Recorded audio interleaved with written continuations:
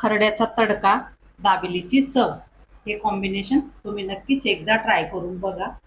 तर मी ही खरडा दाबेली कशा पद्धतीने बनवून घेतलेली आहे, चला मग तुम्हाला आता पुढील व्हिडिओमध्ये दाखवते. मी कमल आहेर, कमल आहेर किचनमध्ये तुमचं सर्वांचं मनापासून स्वागत आहे. चला मग आज आपल्या रेसिपीला सुरुवात करूया. सर्वात आधी कुकरमध्ये पाणी घेतलं, त्याच्यामध्ये मध्यम साईजचे 4 बटाटे हे आपल्याला उकडायला टाकायचे. आता मी 2 शिट्ट्या करून घेते. बटाटे आपल्याला खूप उकडून नाही द्यायचे, जवळजवळ 90% हे बटाटे उकडायचे आपल्याला. आपले बटाटे उकडतात तोपर्यंत आपल्याला काय साहित्य लागणार आहे ते मी तुम्हाला सांगते. इथे शेंगदाणे घेतले, अर्ध्या वाटीला थोडे कमी आहे. फ्रेश अशी कोथिंबीर घेतली, स्वच्छ धुवून घेतलेली आहे. 25 ते 30 लसूण पाकळ्या घेतलेले आहे. हिरवी मिरची घेतलेली आहे.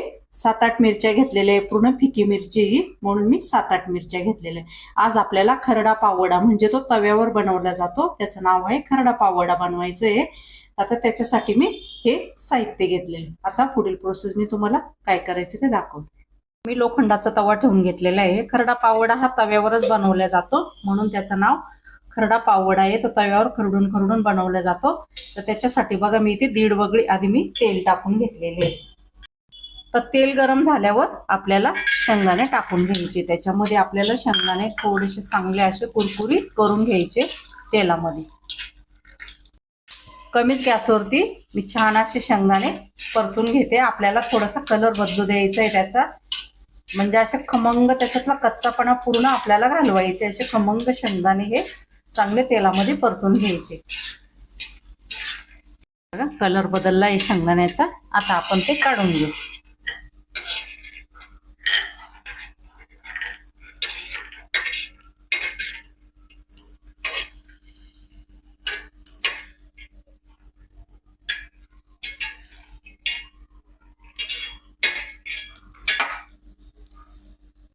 शेंगदाणे आपले पूर्ण मस्त असे तळून घेतले. आता मिरच्या बघा आपल्याला तुकडे करून टाकायचे, त्या अंगावर उडताना, म्हणून आपल्याला तुकडे करून हे मिरच्या टाकून घ्यायच्या.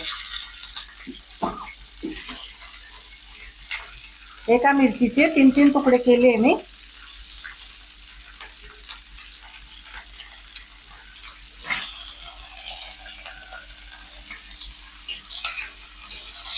हलकीशी मिरची आपली थोडी परतून घेतली बघा, असं त्याच्यात कलर बदलला आहे. आता आपण त्याच्यात लसूण पण टाकून घेऊ. लसूणचा व मिरचीचा पूर्ण कच्चापणा जाऊ द्यायचा आपल्याला, इतपत आपल्याला हे परतून घ्यायचंय. मिरची बघा तुकडे करून घेतली ना आपण, तर ते अंगावर उडत नाही. जर अख्खी मिरची जर तेलात टाकली ना आपण, ते आपल्या डोळ्यावर, तोंडावर, अंगावर अशी उडू शकते. त्याच्यामुळे ती तुकडे करूनच तळायची. मी मीठ टाकून घेते थोडं. मिठामुळं आपल्या मिरचीचा बऱ्यापैकी तिखटपणा अजून कमी होईल. म्हणजे हा लहान मोठ्यांना सगळ्यांना हा जो आपला तव्यावरचा आपण जो ठेचा, त्याला दगडा म्हणतो, तो खाता येईल. त्याच्यामध्ये आपल्याला थोडीशी कोथिंबीर पण टाकून घ्यायची. ती पण व्यवस्थित अशी परतून घेऊ. इथं 1 छोटा चम्मच भरून जिरे पण टाकून घेतले.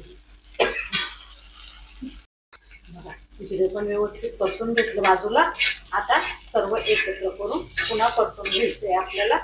पूर्ण हे सर्व मी कमी गॅसवरतीच परतून घेतलेले बघा. पूर्ण तेल पण आपलं गेलंय. शेंगदाणे त्याच्यात टाकून घेतले, गॅस बंद केला. पुन्हा व्यवस्थित असं एकत्र असं परतून आणि गार होऊ देते याला. व्यवस्थित गार झाले. आता बघा इथे दगडी खलबत्ता आहे माझ्याकडे, तर त्याच्यामध्ये थोडंसं आपल्याला ते असं जाडसर कुटून घ्यायचंय. हे मिक्सरमध्ये दळायचं नाही, किंवा तुम्ही आपला पाटावराटा असतो ना, त्याच्यावर पण तुम्ही थोडंसं असं जाडसर वाटून घेऊ शकता. पूर्ण सर्व मिश्रण आपण त्याच्यामध्ये टाकून घेतलंय.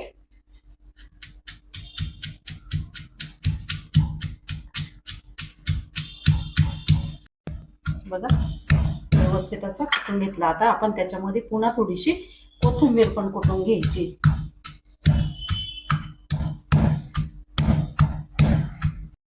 अशी मस्त आपली चटणी ही बारीक झाली.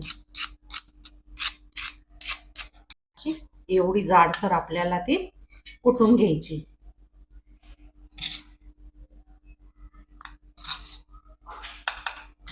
पण बघा शेंगदाणे मिरच्या ते आपण तळून घेतलं ना तव्यावर, तोच तवा घेतला म्हणून त्याला तेलकट दिसतोय. आता ती चटणी आपण त्याच्यावरती परतून घ्यायची थोडी पुन्हा. मस्त बघा आपण तव्यावरती पुन्हा चटणी ही 2 मिनिटासाठी परतून घेतली. अजून काय झाली, ती कुरकुरीत झाली आपली चटणी बघा, छान अशी कुरकुरीत झाली. आता तेल न टाकता आपण तव्यावरती तशीच 2 मिनिटं परतून घेतलेली. आता पुन्हा गॅस बंद करते. आता चटणी आपण एका वाटीमध्ये काढून घेऊ. पुन्हा गॅसवरती आपण तोच तवा ठेवला. थोडं नॉर्मल आपल्याला कांदा परतण्यापुरतं तेल टाकून घ्यायचंय. इथे एक छोटा कांदा चिरून घेतलेला आहे मी, तो आपण त्याच्यात टाकून घेऊ.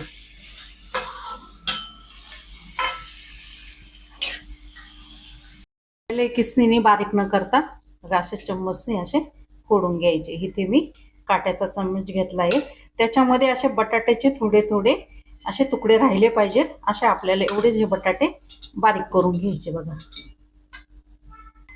त्याला खूप पाणी म्हणजे असा ओलावा नकोय बटाट्याला, म्हणून आपल्याला 90% बटाटे शिजून घ्यायचे. छोट्या किसनीने पण किसायचे नाही, त्याच्यामध्ये असे छोटे छोटे बटाट्याचे तुकडे राहिले पाहिजेत, म्हणून अशा या काट्याच्या चम्मचने आपण बारीक करून घ्यायचे बघा. पर्यंत आपला कांदा पण हा छान परतला.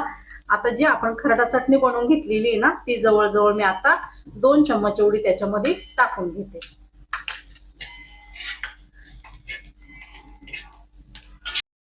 त्याच्यात आपण थोडीशी हळद पावडर टाकून घेऊ, अर्धा चम्मच भाजलेली जिरा पावडर, अर्धा चम्मच एवढी धना पावडर. व्यवस्थित पुन्हा परतून घ्यायची. असं परतलं. आता आपण बटाटे टाकून घेऊ त्याच्यामध्ये.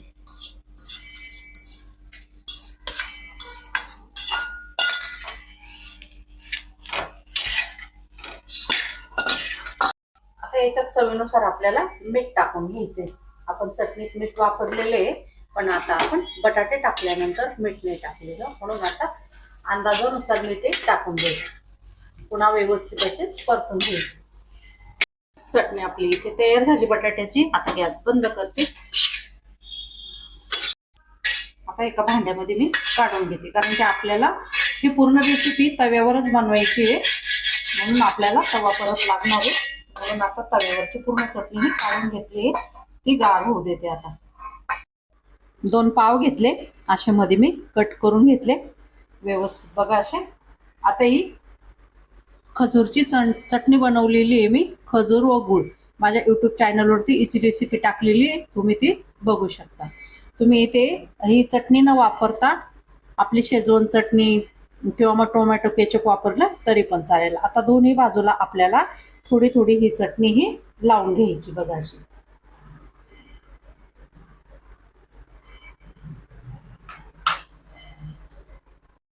त्याच्यानंतर आपण जो रगडा बनवून घेतलेला आहे ना बघा, तव्यावर जो खरडा पण म्हणतो त्याला, रगडा पण म्हणतो, तो आपण थोडं असा टाकून घ्यायचा. म्हणजे एक भाग हा खाली जाईल पावाच्या आणि एक भाग हा वरती येईल, म्हणून आपण थोडा असा टाकून घेतला. चव बाजूने बघा असं छान मस्त अशी चटणी ही पसरून घेतलेली आहे. आपण जे आता बटाट्याची चटणी केली ना, ती अशी व्यवस्थित बघा गार झाली, ती त्याच्यावरती आपण ठेवून घेतली. दुसऱ्या बाजूला पण आपल्याला असं गोल करून बघा, ती पण आपल्याला अशी ठेवून घ्यायची. हळूच बघा आपण हे पावाचे ह्या बाजूला असे दुमडून घेतले बघा. मी थोडंसं नॉर्मल असं तेल टाकून घेतलं. त्याच्यानंतर आपल्याला त्याच्यामध्ये टाकून घ्यायचं बटर. इथे तुमच्याकडे बटर नसेल तर तुम्ही आपलं साजूक तूप पण वापरू शकता, पण आपल्याला फक्त बटर न वापरता थोडंसं मी तेलाचा पण वापर केलेला आहे. थोडी आपण त्याच्यावरती जी खरडा चटणी बनवून घेतली ना, ती पण मी टाकली. ती पण अशी चव बाजूला पसरून घेतली. त्याच्यानंतर आपण जे पाव तयार करून घेतलेले मिश्रण टाकून त्याच्यावरती ठेवले मी. पूर्ण असे फिरवायचे चव बाजूने, जेणेकरून आपलं बटर व त्याच्यामध्ये टाकून घेतलेली चटणी ती पूर्ण त्याला लागली पाहिजे. पद्धतीने आपण गाड्यावर दाबेली बनवता ते बघतो ना, तर त्याच पद्धतीने आपल्याला चव बाजूने असं भाजून घ्यायचंय. पूर्ण बटर व चटणीही लागल्या पाहिजे. असं दाबून दाबून आपल्याला पूर्ण ती भाजायचंय बघा. आता गॅस बंद करते मी. मस्त आपल्या दाबेली सारखं चारही बाजूने मी असं भाजून घेतलं. म्हणजे आपलं काय झालं, बटर पण त्याला लागलं गेलं आणि चटणी पण पूर्ण लागल्या गेली. छान बघा. आता आपण प्लेटमध्ये काढून घेऊ. छान मस्त आपल्या इथे दाबेली तयार झाली. याला तुम्ही खरडा पावडा म्हणू शकता किंवा खरडा दाबेली पण म्हणू शकता. बघा आता त्याच्यावरती आपल्याला टाकून घ्यायची थोडीशी शेव. बघा आता त्याच्यावरती मी थोडीशी शेव टाकून घेतली. तुम्ही याच्याबरोबर तळलेली मिरची खाऊ शकता. परत याच्यावर डाळिंबाचे दाणे टाकू शकता. छान आपली बघा इथे खरडा दाबेली ही तयार झालेली. ती खरडा दाबेली आपली तयार झालेली. हिला तुम्ही खरडा दाबेली म्हणू शकता किंवा खरडा पावडा म्हणू शकता. तर ह्या पद्धतीने तुम्ही पण बनवून बघा. लहान मोठ्यांना सगळ्यांना आवडणारी, खूप तिखट पण नाही. आणि पावसाच्या दिवसामध्ये आपल्याला काहीतरी वेगळं खाण्याची इच्छा होती. तर ह्या पद्धतीने घरातल्याच वस्तूंपासून आपण दाबेली बनवून घेतलेली, ती पण खरडा दाबेली. तर माझी रेसिपी आवडल्यास तुम्ही नक्कीच लाईक, शेअर, सबस्क्राईब करायला विसरू नका. धन्यवाद.